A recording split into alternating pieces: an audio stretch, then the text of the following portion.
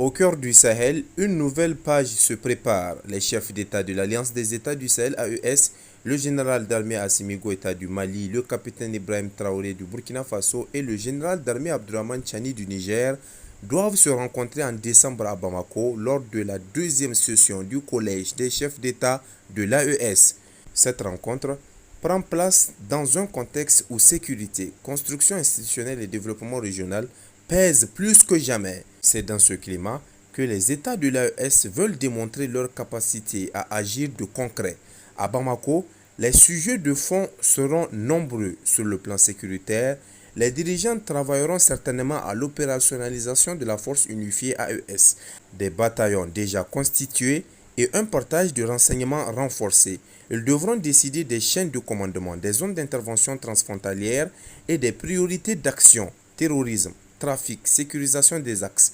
Le général d'armée Abdourahmane Chani a d'ailleurs déclaré que tous les dossiers de défense et sécurité seront traités par l'état-major de cette force unifiée.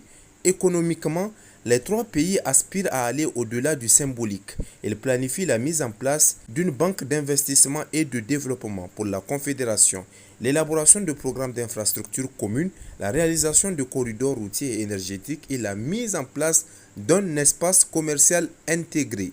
Le Mali, en tête de l'agenda, pourrait proposer des projets de liaison électrique, des échanges inter-États de production agricole et des mécanismes de soutien mutuel en cas de choc climatique ou alimentaire. Sur le plan social, les questions d'éducation, d'emploi des jeunes, de santé devraient accéder au niveau régional, mutualiser les cursus de formation, coordonner les politiques de santé frontalières, favoriser la mobilité des étudiants dans l'espace AES. Enfin, la dimension géopolitique et diplomatique sera au centre. Les trois chefs d'État affirmeront donc leur posture souveraine, parler d'une seule voix dans les enceintes internationales, négocier des partenariats plus équilibrés, sortir des logiques de tutelle. Cette conférence à Bamako symbolisera un tournant de l'Alliance à la Confédération, d'un projet régional à une puissance émergente du Sahel.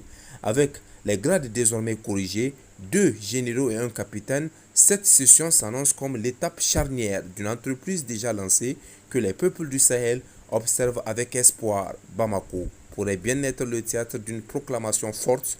Le Sahel se prend en main.